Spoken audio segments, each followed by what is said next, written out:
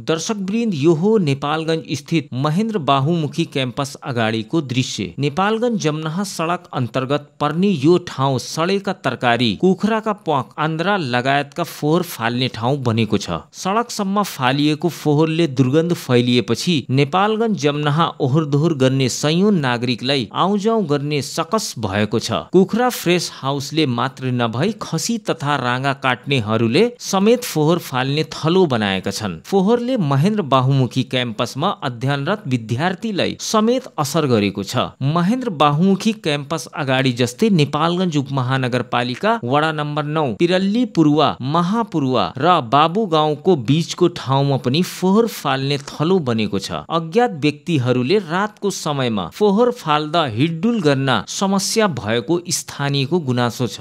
मेरो नाम इमाम खान हो। यो पिरल्ली पूर्वा र महापूर्वाको बीचको चोक हो।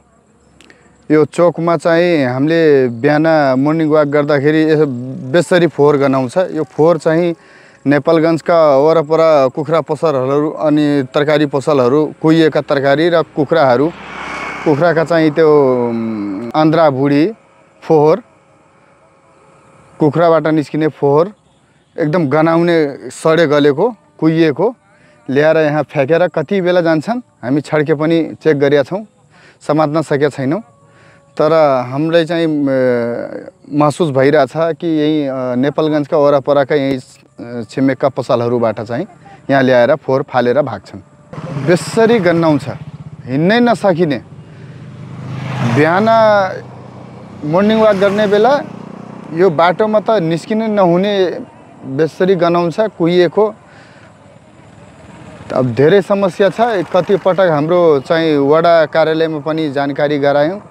यहाँ टोल छिमेकी पनि चाहिँ छड्के हानेका छौँ, समात्न सकिरहेको छैनौँ। अब यो अलिकति नगरपालिकाले हेर्ने हो कि प्रहरी प्रशासनले हेर्ने हो, यसको चाहिँ समस्याको समाधान निकाल्नु पर्यो। फोहोर फाल्नेको पहिचान गर्न निगरानी गरे पनि अहिलेसम्म फेला नपरेको स्थानीय बताउँछन्। फोहोर फाल्ने कार्य रोक्न वडा कार्यालयसँग माग गरे पनि अहिलेसम्म सुनवाई नभएको स्थानीयको गुनासो छ।